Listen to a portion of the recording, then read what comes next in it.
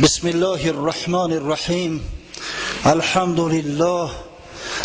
لله الذي هدانا بنعمته وشرفنا بمحمد صلى الله عليه وسلم ورسالته ومن علينا باتباعه الذي سببه لحصول رحمته ومحبته كما قال الله تبارك وتعالى: أعوذ بالله من الشيطان الرجيم قل إن كنتم تحبون الله يتبعني يحببكم الله ويغفر لكم ذنوبكم.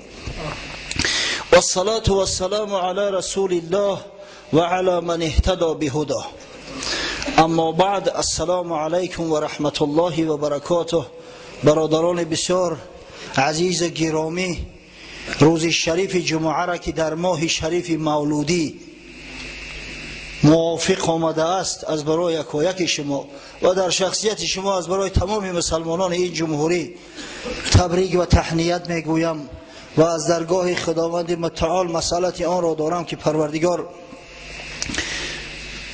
طاعات و عبادات ما را، میل رغبت ما را، محبت و مودت و غیرت ما را به درگاهش قبول و مقبول داشته باشد و فردا روز قیامت همراه محبانمان، همراه محمد صلی الله علیه و سلم و اصحاب گرامی ایشان ما و شما را محشور گرداند. انشاءالله اکم ماه مولودی است. از اما خاطر در ماه مولودی سعی تلاش میکنیم که در اطراف بعثت با سعادت جناب سرور عالم صلی الله علیه و سلم مرتبه و منزلت و اگر امکان علاج شود درباره بعضی از صفات حمیده و برگزیده آن حضرت صلی الله علیه و سلم با شما صحبت ها داشته باشیم. واقعا روز نهم ربیع الاول در عام الفیل که به 22 اپریل سال 571 میلادی موافق می آید، یک واقعه بسیار بزرگ به وقوع پیوست. حبیب خدا محمد مصطفی صلی الله علیه و سلم که تمام مردم عالم چشمدارش بدند، در انتظارش بدند، از درگاه خداوند متعال تقاضا میکردند، طلب میکردند، آرزو میکردند که این شخص پیدا شود و آیین بتپرستی را ریشه‌کن کند و مردم به سوی وحدت خدا خواند، به سوی عبادت خدا خواند. در همین تاریخ روز نهم ربیع الاول پا به عرصه هستی گذاشت. در یک عائله بسیار شریف، در عائله که منسوب به عبدالمطلب سردار قریش بود، یک فرزندی فرخ‌پی و بسیار زیبا چهره به دنیا آمد که خداوند متعال او را رحمت عالمیان خوانده است. اعوذ بالله من الشیطان الرجیم و ما ارسلناک الا رحمتا للعالمین. ای حبیبی من، ما تو را از برای رحمت عالمیان فرستادیم، ما تو را از برای نجات بشر به پیامبری مبعوث کردیم. قبل از او که درباره ترجمه حال رسول الله صلی الله علیه و سلم به شما یک معلومات دهیم، بیایید اول ببینیم که او چه عالم بود که خداوند برای نجات او عالم رحمت عالمیان محمد مصطفی صلی الله علیه و سلم را محض در همون عصر ششم میلادی از مادر تولد کنانید و بعدا به پیامبری مبعوث ساخت.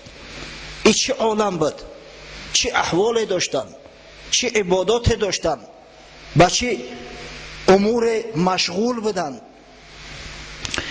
در عصر ششم میلادی در عالم دو دین اهل کتاب موجود بود، باقی مانده همه شرک و همه کفر و همه طبیعت پرستی و آتش پرستی و گاو پرستی و بت پرستی و امثال این. دو دین کتاب، یک دین یهود و دیگر دین نصرانی. یهودی ها اگر چند ملت موحد بدند، اگر چند اکثر کل پیغمبران خدا از میان این ملت مبعوث گشته است، اگر چند که شریعت حضرت ابراهیم علیه السلام، شریعت حضرت موسی علیه السلام، شریعت هارون و امثال اینها در بینشون رایج بود، اما متاسفانه در عصر شش الکی به سبب پراکنده شدن، به سبب بدعت های زیاده که اختیار کردند، به سبب تأثیر ملت خلقهایی که بالای یهود غلبه کرده و این رسم رسوم خودشون در بالای مردم یهود تحمیل کرده بودند، الکی دیگر موحد اونها را نامیده نمیشد. واقعا امام ابوالحسن ندوی معرخ بسیار بزرگ اسلامی و جهانی از انسیکلوپدیای یهود اقتباسات آورده است. وقتی میخوری در تعجب میمانی که اصلا میگوید بنی اسرائیل یهودی ها به بتپرستی یک میل به نهایت زیاده داشتند، بسیار میل رغبت و قوی بود. اگر چند قدر پیغمبری موحد در بینشون مبعوث شده است، اگر چند همیشه دعوتشون میکرد، اما باز در یک گوشه قلبشون همیشه یک جا بود برای بت که مثالش برای مثال دور رفتن در کار نیست. قرآن ده ها مثال باریز از برای ما و شما میدهد، تورات و انجیل ده ها مثال باریز از برای ما و شما میدهد. حتی در زمان موسی علیه السلام پیامبر اولوالعزم، یکی از 5 پیامبران بزرگترین خدا که در روی زمین مبعوث گشته‌اند، پیغمبری که معجزه‌اش همراهش بودند، عصای حضرت موسی و ید بیضا همیشه همراهش بودند، معجزه‌ای که تمام بنی اسرائیل در زمان حیات بودن موسی علیه السلام اونا را دید، پیغمبری که نجات شد بنی اسرائیل از ظلم فرعون، از قتل و خونریزی هایی که فرعون و فرعونی ها نسبت این قوم دایر می ساختند. اما ببینه که در یک مدتی که حضرت موسی علیه السلام با درخواست و طلب بنی اسرائیل به کوه طور رفته بود از برای آوردن لوح‌ها، تاز یک بار دیگه با اثبات شو کنه که آخه من پیغمبر خدا هستم، این دین دین خدا هست، گوساله پرست شدند. سامری یک گوساله را از طلا درست کرد، با لعل زبرجد زینتش داد و مردم بنی اسرائیل در رز همین گوساله سجده میکردند، گوساله پرست شدند. حضرت مولوی روم میفرماید گفت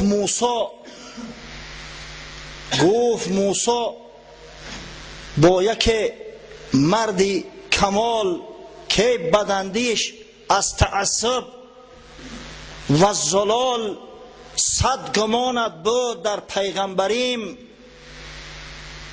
با چنین اوصاف این خلقی کریم.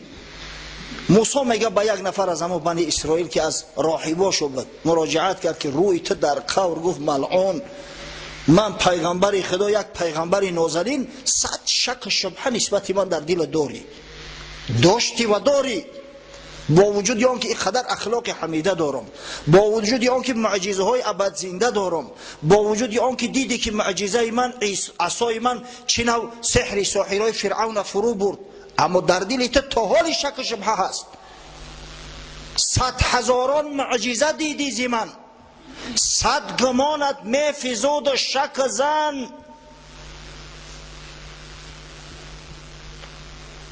گرد از دریا برآوردم نهان، تا رهیدت از شر فرعونیان.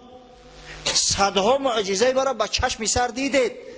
گرد از دریا برآوردن یعنی همه چنگ خاک زیر بحر بالا کردن.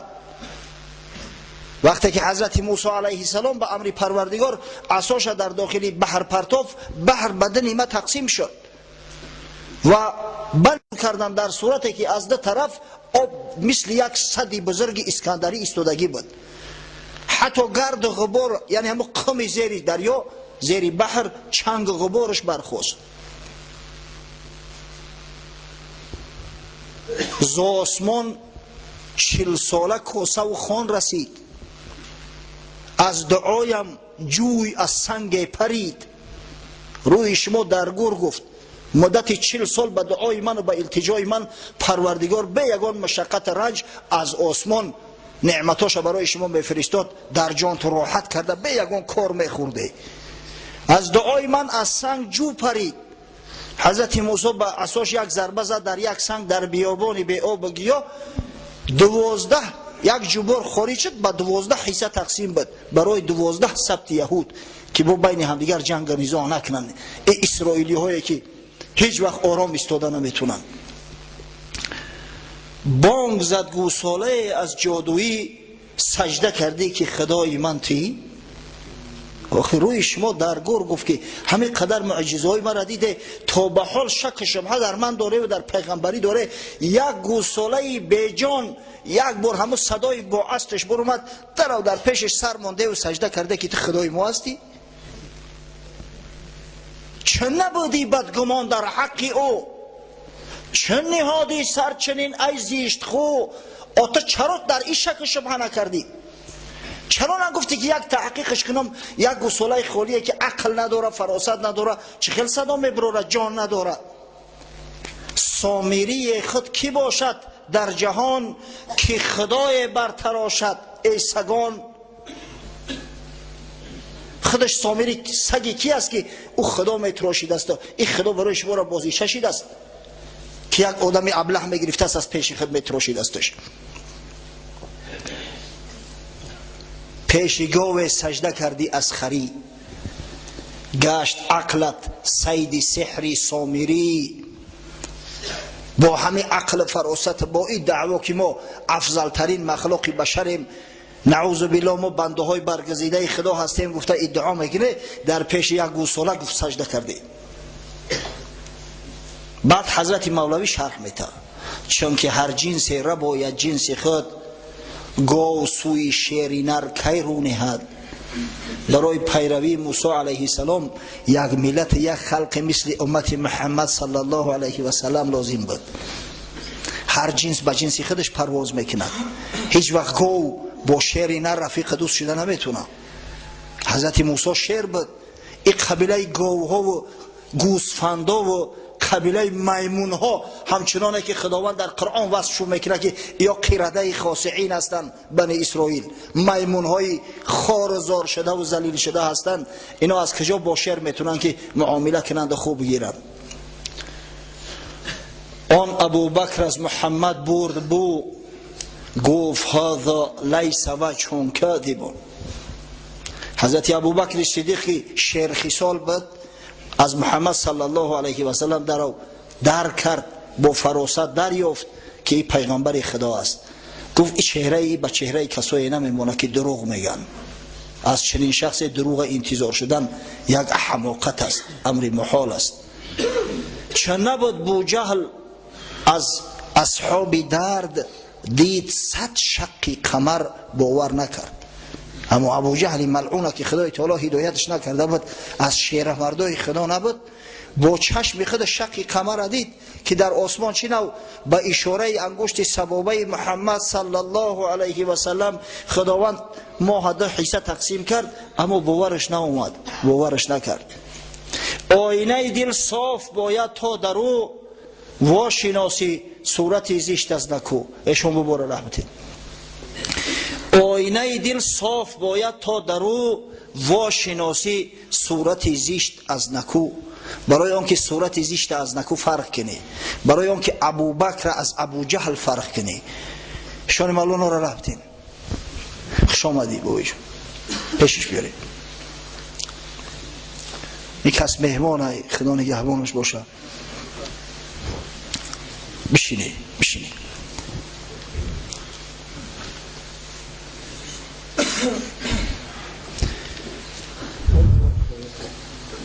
پس مردم یهود که یک وقت موحد بدن، مردم دیگر را تعلیم توحید میدادند، در عصر 6 الکی تمایل بت پرستی، تمایل فرعون پرستی در وجود چو پیدا شد.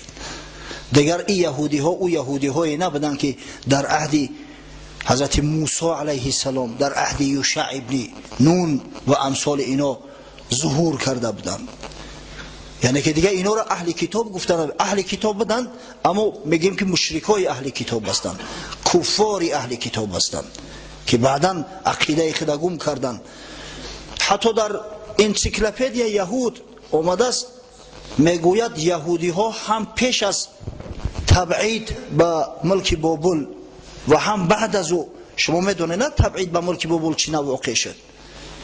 بعد از پیغمبرها، بعد از پیغمبرکشی این بدبختا به غضب خدا گرفتار شدند و بختالنصر پادشاه بابل بیت المقدس ضبط کرد، مسجد حضرت سلیمان به خاک یکسان کرد، در بیت المقدس در شهر پیغمبران جو کورید، مردم یهود اکثر کلش از دم شمشیر گذراند. او کسایی را که زنده مونده بودند خاصتا زن و کودکان را به غلامی فروختند و بیت المقدس را دیگه خالی کردند، نگذاشتن کسی در اوج زندگی کند. همین را تبعید یهود میگویند، هم پیش از تبعید یهود و هم بعد از تبعیدشون، یعنی بعد بازگشت کردنشون از بیت المقدس. بعدا وقتی که کوروش شاه فارس بابل ضبط کرده گرفت و این مردم بنی اسرائیل که بسیار زیرک بلا هستند، یکی از زیباترین دختران خود برای کوروش هدیه کردند. کوروش به زنیش گرفت، بسیار زیبا صورت بود و توسط پند نصیحت های او، توسط گفتن های همو زن به بنی اسرائیل ترحم کرد، آزادشان کرد، امر کرد که با بیت المقدس برگردند بیایند. این در عصرهای 5 قبل از میلاد بود، عصر 5 قبل از میلاد. حتی بعد همو آمدن شونم میگن نشانه های بتپرستی و تمایل به بتگرایی بنی اسرائیل در کتاب هاش و خاصتا در کتاب تلمود موجود است. این همی بود احوال بنی اسرائیل، یهودی هایی که دعوا میکردن که ما اهل توحید هستیم، ما موحد هستیم. خب نصرانی ها چه حالی داشتن؟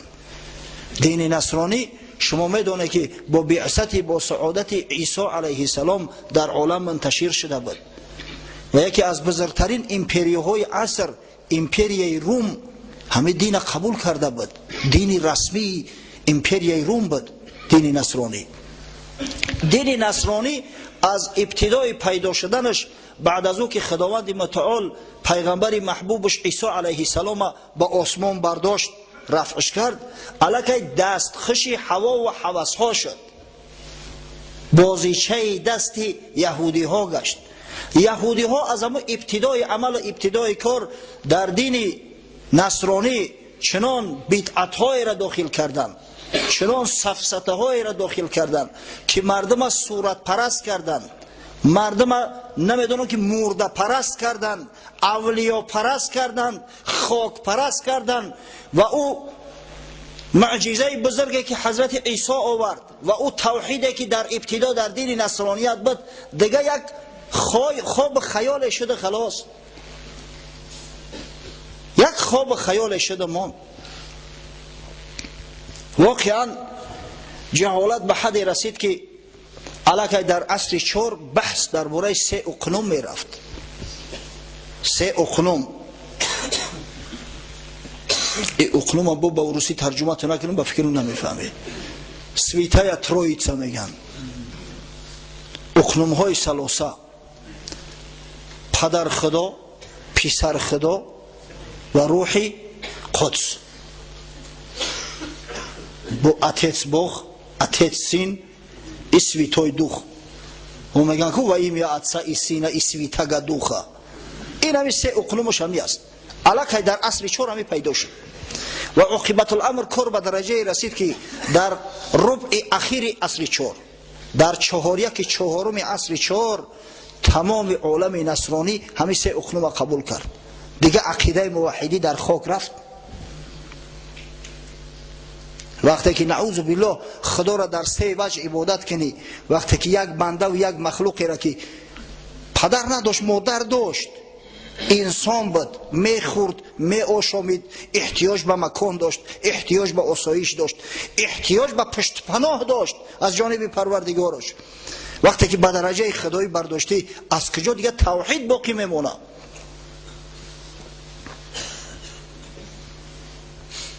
جیمز هیوستون یک عالم انگلیس است، مورخ، در کتاب معروفش تاریخ مسیحیان در پرتو علم جدید یا در پرتو علم معاصر امجا ثبت ساخته است که چی نوع 3 اقنوم در عالم مسیحیت خطر جو کرد، چی نوع توحید از بین مردم برآورده شد.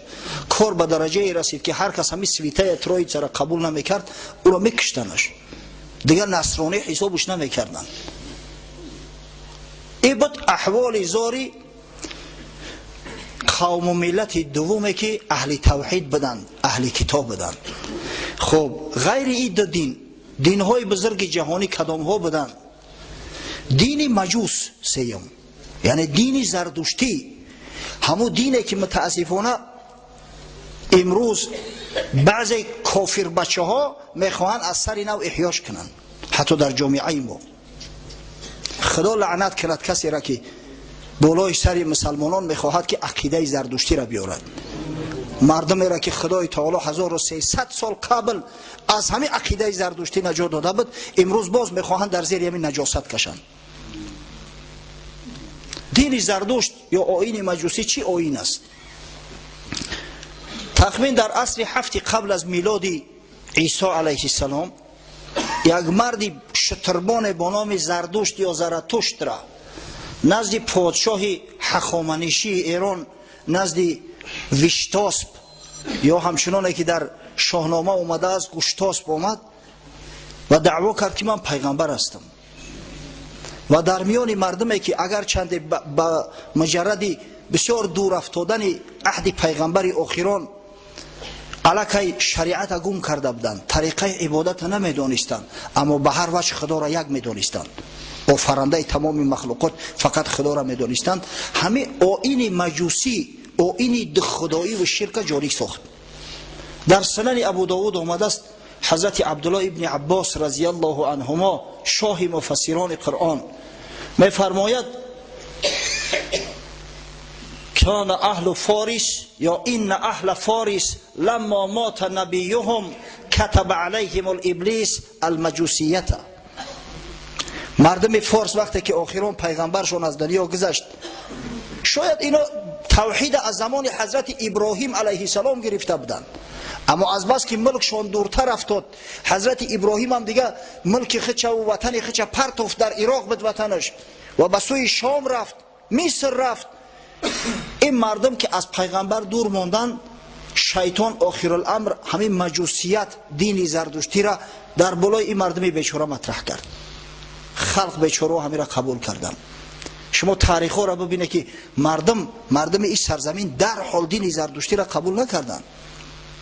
حتی همین ویشتاسپ یا گوشتاسپ به خاطر به گپ در آوردن رستم داستان و پدرش زالیزر که هنوز زنده بودن به سیستان رفت.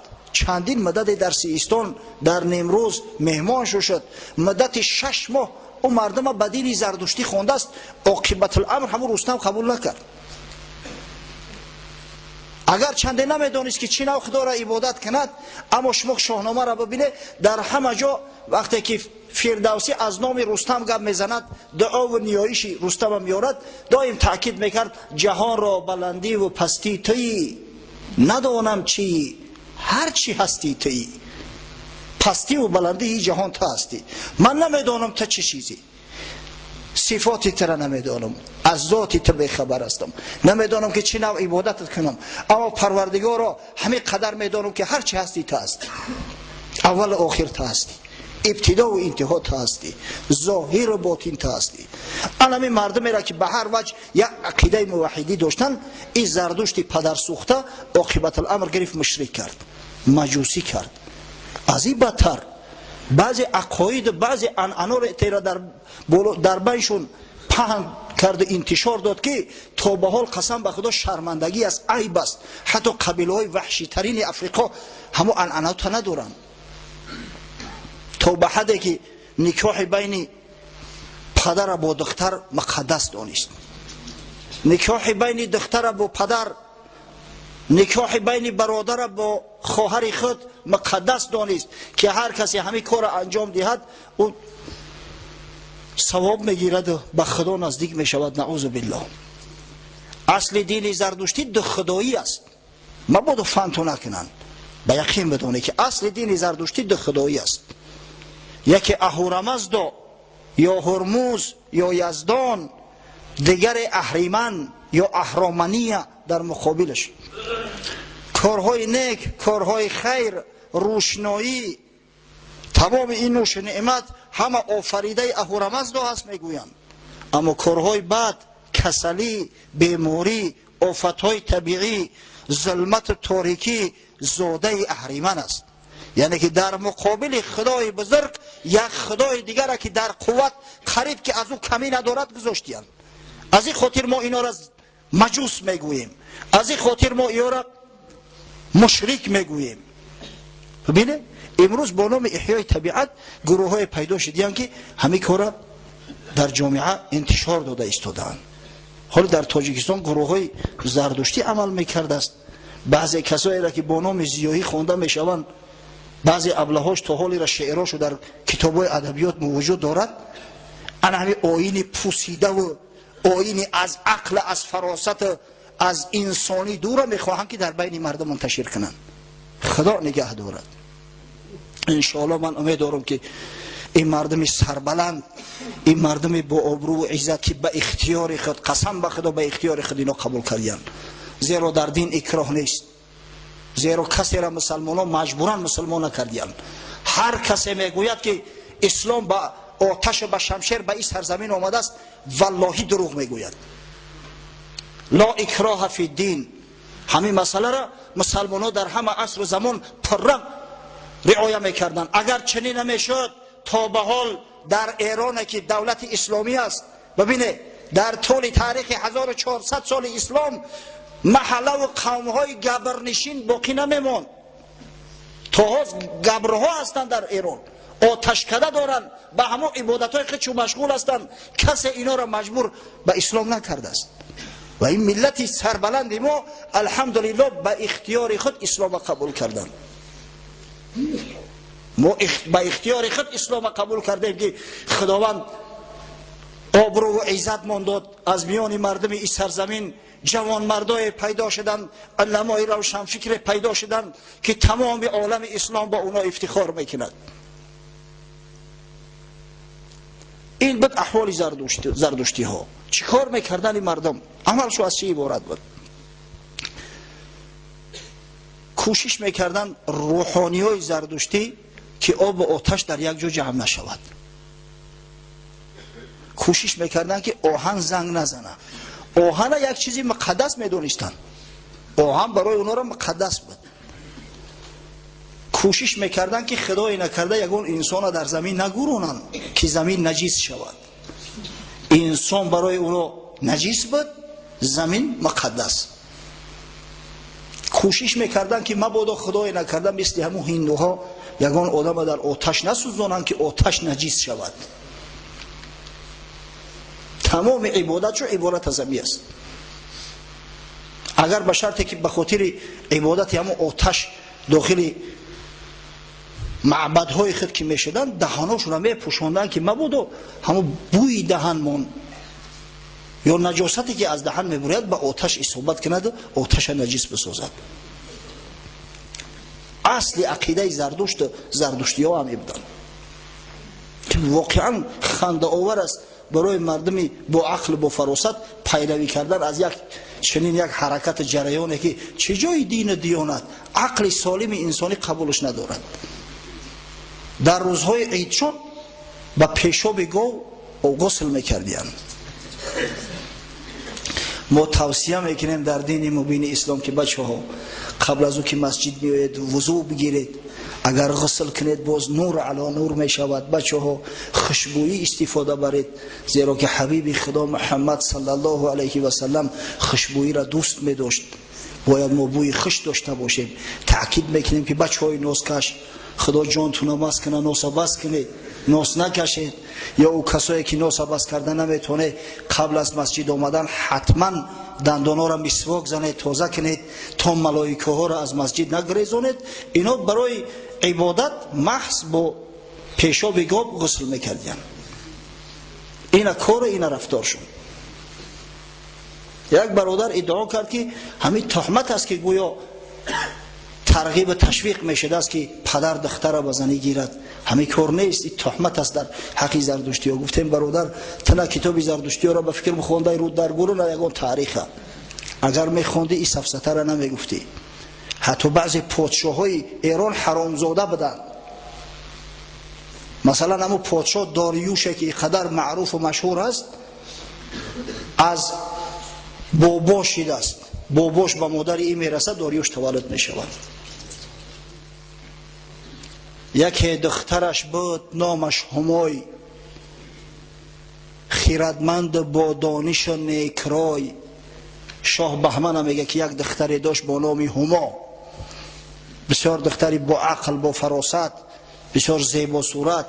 پدر در پذیرفتش از نیکویی، بدان دین که خانی ورا پهلوی. انمی به همین دین پهلوی که دین زردشتی است، پدر در پذیرفتش، یعنی پدر بزنی گرفتش.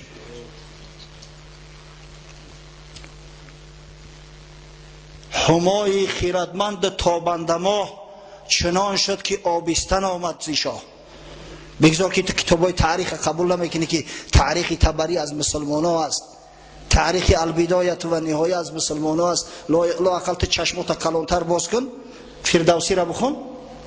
فردوسی که معریخ نیست، یک عالم دانمارکی، یک عالم دنیگی با نام کریستیانسن، ارتور کریستیانسن، تاریخ ایران ساسانی یا که تاریخ ایران در عهد ساسانیان نام کتاب دارد. یک کتاب بسیار بزرگ است، به زبان روسی و به زبان فارسی ترجمه شده است. اگر کدام دسترس کرده بگیره بخونه، بعد میبینه که تا کدام درجه اینا غرق هوا و شهوت شده بودند، تا کدام درجه جاهل احمق شده بودند. اگه تصور کنه که امروز با کسایی پیدا شدن که همو آیین پوسیده را از نو با میخواهند احیا کنند، در میان مردم انتشار دهند. وای به حال تو. الحمدلله ما فخر میکنیم که به شرافت محمد صلی الله علیه و سلم ما موحد گشته ایم، عقیده داریم، دین آیین داریم، افتخار داریم. افتخار به اون داریم که امروز مردم مسلمان شاید در دنیا یگانه ملت موحد باشند. ما فخر میکنیم به او که خدای تعالی عقل فراست مون بیدار کرده است که در نزد یک بت سنگی سجده نمیکنیم، در نزد یک آتش سجده نمیکنیم، با پیشاب گاو غسل نمیکنیم. این فخر افتخار ما است. با کجا ما را میکشیم؟ حضرت مولوی روم یک قصه آورده است. آن یهودی گبرک آتش پرست، بحر عزم هند در کشتی نشست. باد شرطه کرد گمراهی رشید، باد کشتی غرق کن اندر رسید. یک گبرک از همون محله گبریان تهران به خاطر سفر هندوستان به خلیج فارس می آید. در هندوستان گبری ها زیادند، یعنی همون آتش پرستا و زردشتی ها زیاد هستند. در کشتی نشست که قدرت خدای تعالی در بحر طوفان خیست. طوفان بحر میدونین آخه بعضا طوفان به حد بلند می شود که کشتی های معاصر و زمانویه که اقیانوسگرد هستند همش با موتور کار میکنن، بعضیش غرق می شوند. تصور کنه که در او عصرهای میانه کشتی های خوردی بادباندار چی نو میتونستن که در مقابل او طوفان ها مقاومت کنن. گبر و نزدیک غرق آمد فراز، در تکاپو افتاد آن کارساز. ناله میزد سوخته کنار نار، الغیاس زینهار. وقتی که زردشتی دید که احوال بد است، کشتی غرق می شود، بعد به همون خدای خودش مراجعت کرد، نعوذ بالله، به همون آتش مقدس که آتش به فریادم برست که غرق میشم. هر کسی بر ملت خود میتند، اعتماد بر اعتقاد خود کند. در وقتی که جان تنگی میکنه، هر کس به سوی اون ملتش میکشه، هر کس به سوی دین و دیانتش میکشد. من به شما قصه یک افسر مصری را کردم، شخصی را که در حیاتش نماز نخوانده بود است، در حیاتش نام خدا را ذکر نکرده بود است. وقتی چترش کشاده نمی شود، چینو یا الله به زبانش می آید، زیرا که مسلمان زاده است، زیرا که الحمدلله به شرافت رسول الله صلی الله علیه و سلم صاحب عقیده پاکیزه و تازه است. آقا بیچاره و آتش پرست است، در حالت مشکلی و وزنی همه آتش پیش نظرش می آید، همه را خدا میدونست، قادر میدونست. گبر در آب افتاد دست پا، چون وزغ میزد ولی دور از نجا. عاقبت الامر کشتی غرق شد. این بیچاره در درون بحر زد، مرغاوی وری قلاج میکشه و نه که اوکی در او بحری پر تلاطم قلاجی تو دیگه به دردت نمیخوره.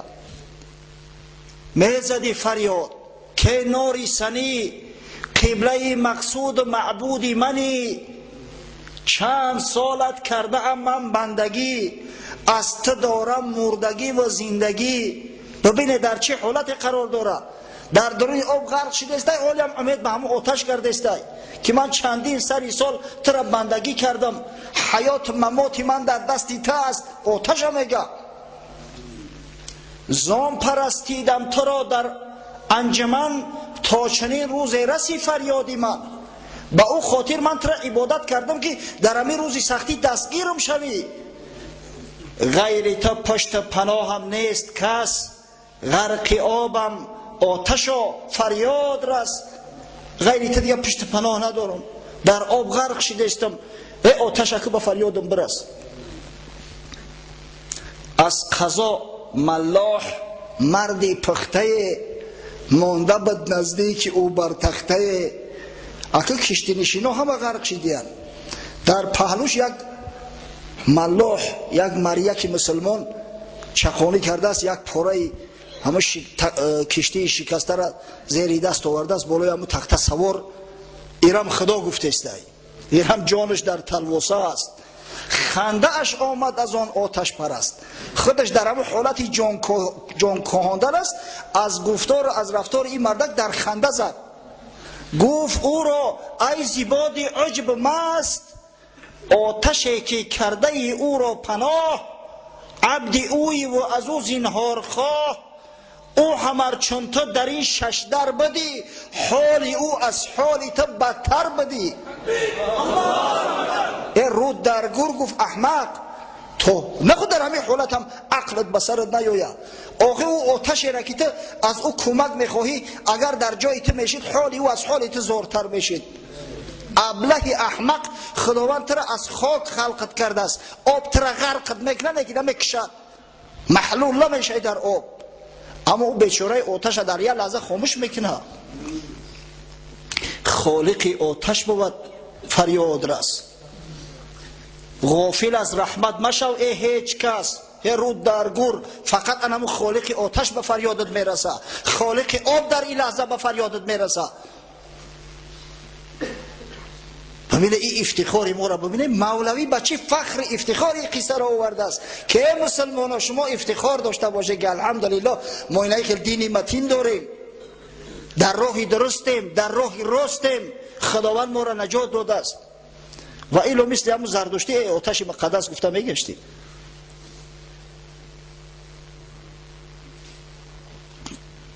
افسوس و صد افسوس که این مردم این سرزمین واقعا هر احمقی را که میوردن بولاشو پهن میکردن، در او قبول میکردن. این اسلام بود که سبب نجات ما شد. امروز دین اسلام دین اجنبیان شده است. امروز مسلمانایی که اسلام آوردند ما را نواختند، مرتبه و منزلت ما را بالا کردند، با نام اجنبی و با نام اشغالگر غارتگر یاد میشوند. سبحان الله. قسم به خدا اگر این دین نمیشد، ولی نمیدونم که با چی بلاها و آفتها را به سر ما می آوردن بعضی بلحوث ها.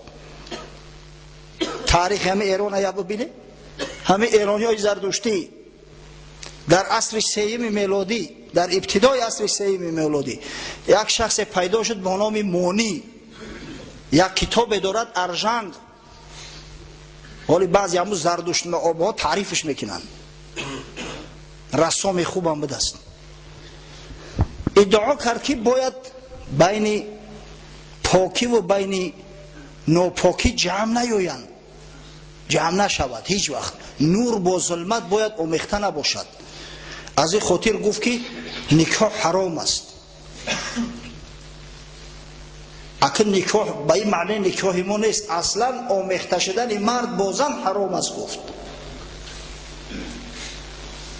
مرد باید به زن نرسد، فرزند باید تولد نشود. همون عقیده همون ابله گرفتن.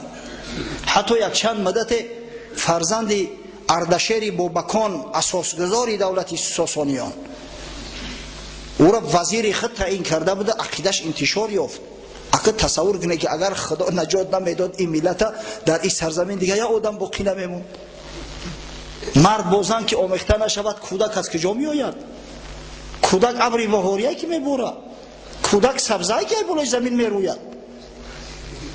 الحمدلله خداوند عقل فراست داد، بعدا مردم عادی را بر ضد این مانی ابله خروج کردن. عاقبت الامر این بدبخت کشته شده، جان مردم از این خلاص خورد. در عصر 5 یک عصر قبل از تولد با سعادت جناب سرور عالم صلی الله علیه و سلم، یک مرد با نام مزدک آمد، ادعا کرد که تمام بایگری بین مردم، بین خلق خدا باید برابر تقسیم گردد. مال ثروت عمومی است، زن عمومی است. پادشاه ایران قباد پدر اینمی نوشیروان کسرا عقیدش قبول کرد. کار به حدی رسید که اوباشا می درآمدن دیگه در خونه مردها زناشون صاحبی میکردن، مولاشون میزدن میگرفتن، همه دیگه لاش شیده بود. حتی در بعض متنهایی که از همون زمان باقی مانده است آمده است که مردم دیگه غیرت حمیت گم کردیان. مردم به حد بیناموس شدیان که در نزدشون میآیند مردای بیگانه به زناشون میرسن، به دختراشون میرسن، چشمشون هم بپره، پروایی ندارن. تصور کنه که همون آیین مزدکیه در اینجا پهن میشد. الحمدلله اسلام اومد این دین زردشتی پلید از بین برد و ایلا با کی میدونه که چه حیله‌گرا و چه مکرها پیدا میشدند و چه زلزله ها میشد در این جامعه و در این مملکت. اما الحمدلله و المنه خداوند ما و شما را نواخت با وجود حبیبش محمد صلی الله علیه و سلم که واقعا رحمت عالمیان است و ما ارسلناک الا رحمتا للعالمین. اگه خودت تصور کنه که در همین حالت، در این وضعیت پا به عرصه هستی گذاشتن محمد صلی الله علیه و سلم تا کدام درجه ضروری بود.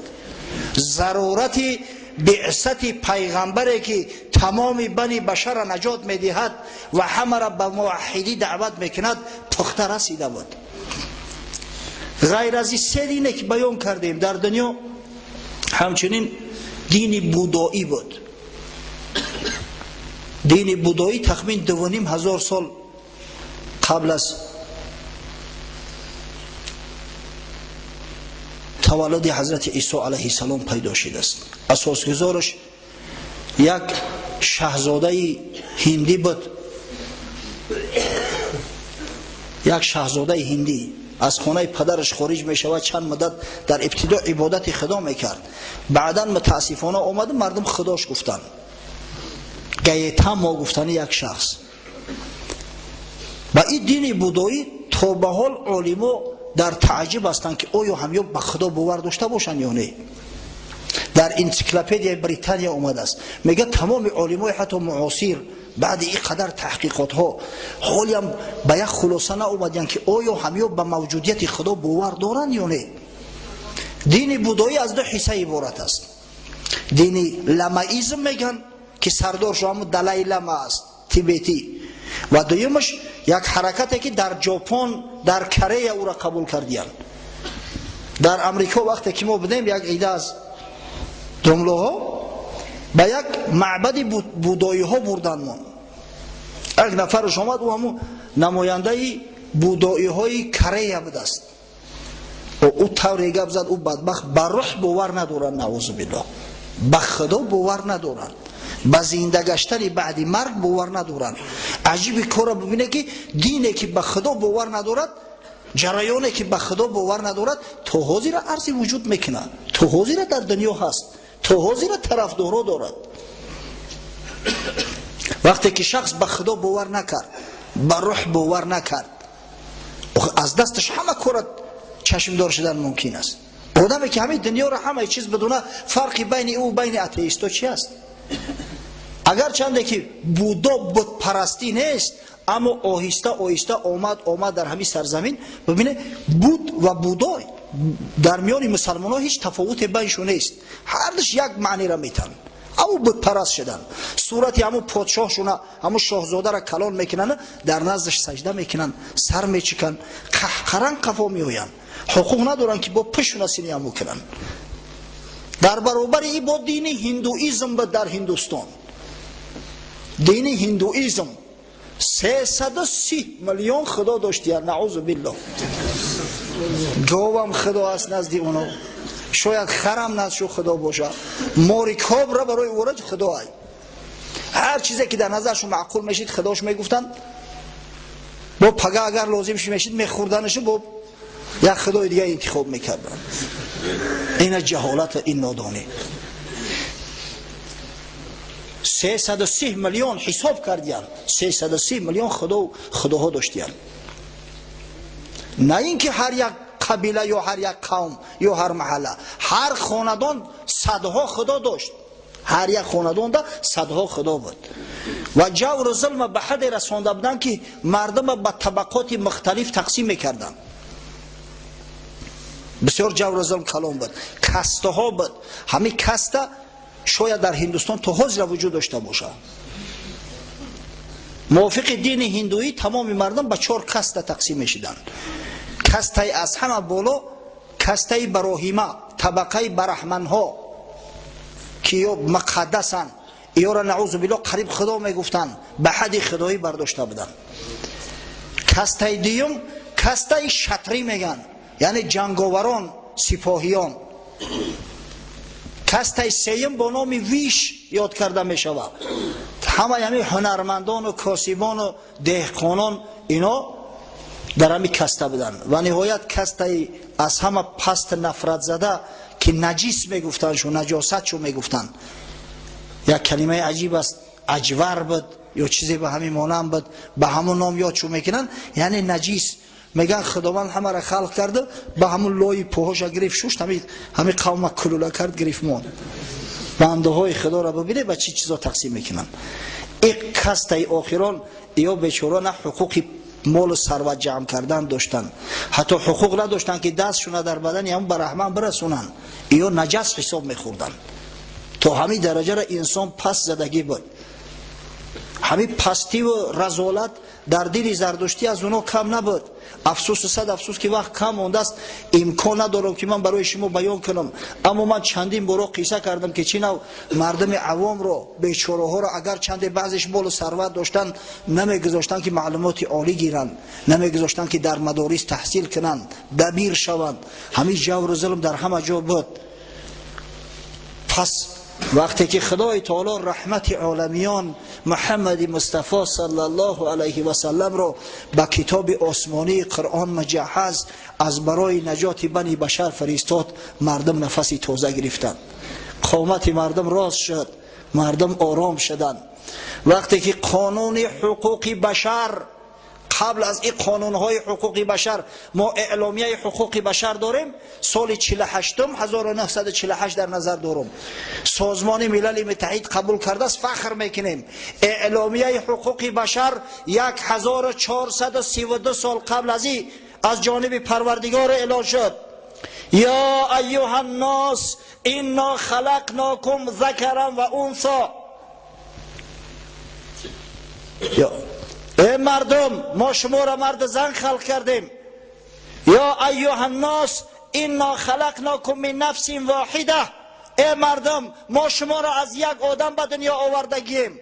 و جعلناکم شعوبا و قبائل لتعارفوا. ما شما را به قوم و ملت ها به او خاطر تقسیم کردیم، زبان های مختلف برای آن به شما دادیم تا اینکه همدیگر را بشناسید و خدا را بشناسید و با همدیگر در خیر احسان و در عبادت خدا مسابقات داشته باشید. ان اکرمکم عند الله اتقاکم. بدرسته که مکرم ترین شما، عزیزترین شما، با حرمت با احترام ترین شما نزد پروردگار متقیای شما هست. کسی نسبت کسی فضل ندارد مگر به تقوا. انا اعلامیه آزادی و حقوق بشر که از جانب پروردگار انتشار یافت و انتشار دهنده آن رحمت عالمیان محمد مصطفی صلی الله علیه و سلم است.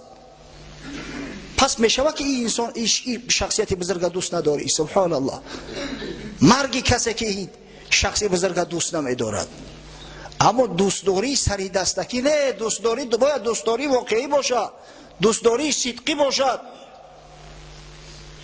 باور کنید قسم به خدا اکثری ما و شما، اکثریت کل ما و شما جان ما او طرف استاد، مال و ثروت مون از محمد صلی الله علیه و سلم بیشتر دوست می‌داریم. یقینا النبی اولی بالمؤمنین من انفسهم. خداوند در قرآن میفرماید محمد صلی الله علیه و سلم برای مسلمانان از جانهاشو عزیزتر است. کجای جان کجا میره؟ وظیفه و منصب اون از محمد دوستتر می‌داریم، مال و ثروت اون از محمد دوستتر می‌داریم، خانه و در و ماشین اون از محمد صلی الله علیه و سلم دوستتر می‌داریم. این امروز احوال ما.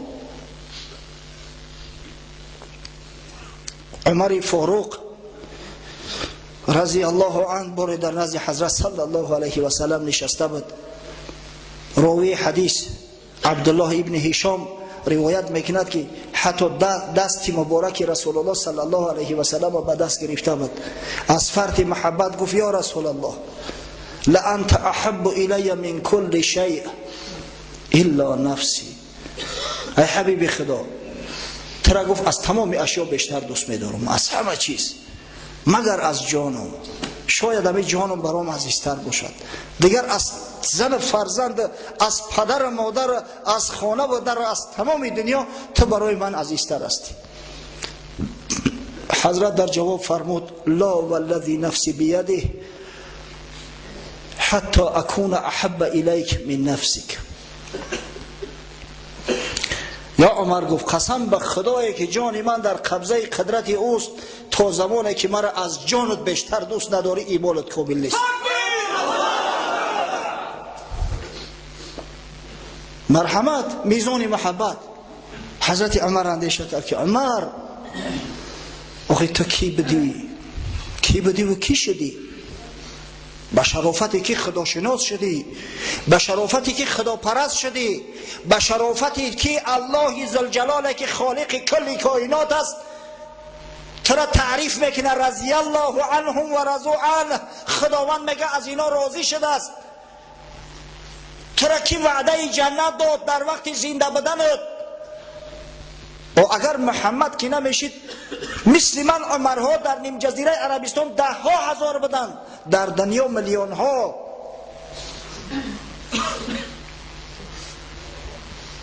گفت فإنه الآن یا رسول الله والله لأنت احب الی من نفسی. ای حبیب خدا قسم به خدا گفت از جانم بیشتر دوستت میدارم. حضرت گفت الان یا عمر. یا عمر گفت الا که ایمانت کامل شد.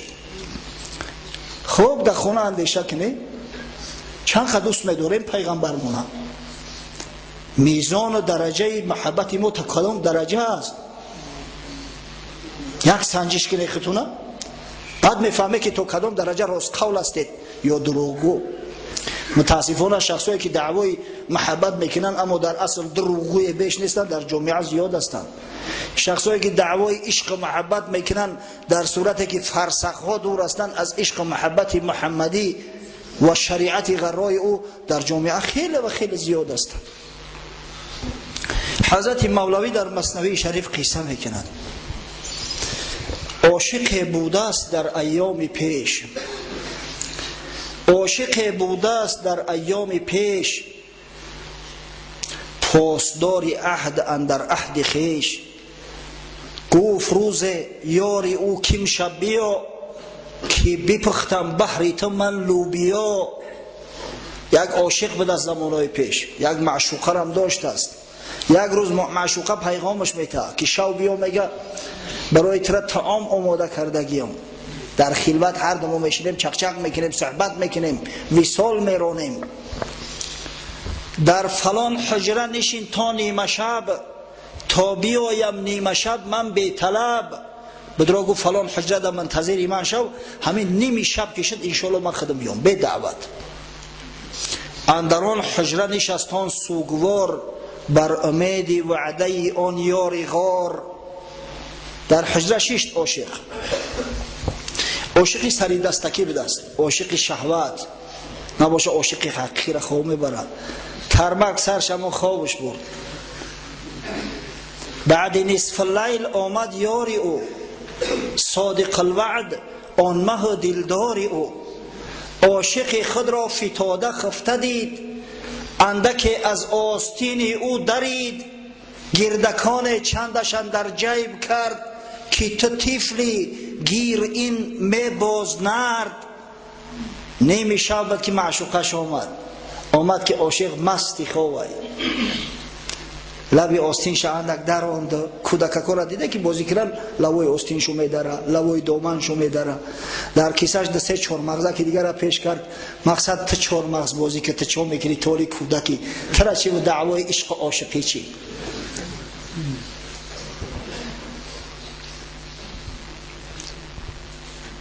چون سحر عاشق از خواب برجهید، آستین و گردکانها را بدید، گفت شاه ما هم از صدق و وفاست، آنچه بر ما میرسد آن هم ز ماست. سحر از خواب خیست، دید لبی آستین کندگی، کیسهش در دست انداخت که 4 مغز برمد. سبحان الله، گفت یاری ما واقعا صدق و وفا است. هر بلایی که به سر ما میآید از دست خودمون، وای به حال ما. همین بر ما هم هر بلایی که میآید، خود در این سرزمین باشه، خود در عالم اسلام باشه، همه از دست خود ما است که دعواهای دروغین داریم، محبتی بر دروغ داریم. دعوا واهمه و زیاد است، اما در حقیقت اگر ببینیم محبت و محبت حقیقی نیست. انشالله اگر این محبت حقیقی شود، عالم گلستان می شود.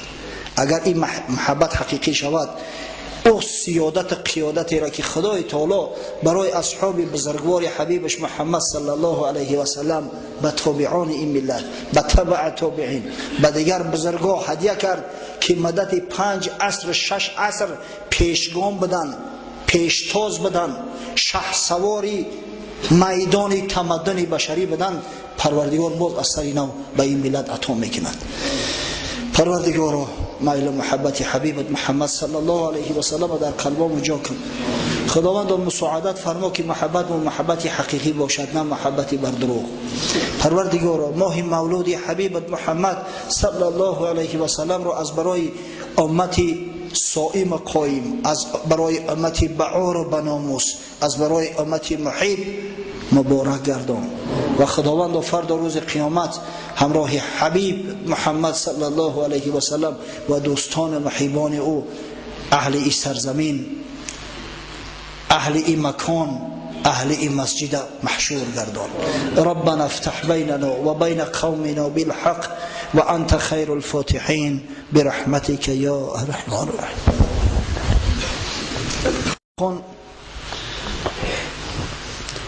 خواهش کرده است که در حقش دعا کنیم، خداوند سعادت دارین نصیب و روزیش گرداند. در حق حاجی عابدخان برادر که فرزند خود خاندار کرده ایستاده است دعا میکنیم که خداوند از دامان فرزندش، فرزندان صالح نوری چشم، خادمان دین مبین اسلام، عالمان به عمل متولد گرداند. در حق یک عیده برادرها که چند طفل را از برای طبابت به خارج می بردند دعا میکنیم که خداوند به او طفلا شفای کامل و عاجل عطا فرماید، تا اینکه هر چیز تیزتر و زودتر به نزد پدر و مادر خویش بازگشت داشته باشند. و پروردگار تمامی بیمارای مسلمان، خواه کلام باشند، خواه خورد، خواه مرد باشند، خواه زن، خداوند شفای کامل و عاجل عنایت فرما. در حق بعضی برادرها زنگ میزنن طلب دعا میکنن، اما متاسفانه از خاطر ما میره. در حق دامل و احکام دین، در حق برادرشون محمد جان، در حق دوستا و محباشون، خاصتا یک برادر حاجی بسیار محب دست التماس کرده است که در حقم دعا کنن. دعا میکنیم که خداوند جمیع مراد و مقصوداشون حاصل گردانه. و تمام عزیزایی را که امروز به خاطر شنیدن امر به معروف و نهی از منکر و برای ادای نماز جماعت فریضه الهی به این مسجد تشریف آورده اند، خاصتا حضراتی را که مهمانای ما هستند، خودمشان اولا خیر مقدم میگوییم و بعدا از درگاه خداوند متعال ذوالجلال تمنای آن را داریم که پروردگار فردا روز قیامت ما را همراه حشر گردانی و خداوند به جمال به مثال حبیبت محمد صلی الله علیه و سلم رسانی و پروردگار مسلمان نگهمان داری، مسلمان بمیرانی ما را و فردا روز قیامت همراه مسلمانان محشور سازی. آمین یا رب العالمین. یک برادر طلب دعا کرده است، مشکلی داشته است، دعا میکنیم که خداوند مشکلیش آسان گرداند و رزق روزیش فراخ و وسیع سازد و جمیع مراد و مقصوداش حاصل گرداند. یک برادر گفته است در حق مادرم که از دنیا گذشته است دعای خیر کنید. اگه این مادر و پدر می‌بینید فرزندای دیاری ما هستند، فرزندای دیاری ما، خدا کنه که صف شماره جوانمردان زیاد شود، انشاءالله در اون صورت مسجدها هم آباد میگردند، دیگر برادر از برادر شکایت نمیکنند، دیگر کمبغلا از بایا شکایت نمیکنند. زیرا حالا پرابلم اسلام 1400 سال قبل از این حل کرده بود توسط زکات که فریضه است، توسط صدقات نافله، توسط دستگیری مسلمان برادر مسلمان شد. اما افسوس که ما همون مسئولیتی که خداوند در ذمه گذاشته است همون را انجام نمیدیم. از همین خاطر است تا به حال کمبغل و بایو را نسبتشون نفرت دارند. از همین خاطر است که تا به حال برادر و برادر خودش خصوصیت می‌ورزد. خدا کنه که همه این مسائل مشکل ایسر جامعه مدار شود. خب یک برادر داره به نام یوسف جان، خداوند سعادت دارای نصیب روزیش بگرداند که محیب است، خدمتگار است در مسجد، پروردگار از جمیع بلا و فتان نگهبانش باشد. از که من مخلص شما هستم، از شما خواهش دارم که من 6 سال از در خارجی خوانده هستم و تحصیل تا حال تمام نکردم، گناه بسیار کردم.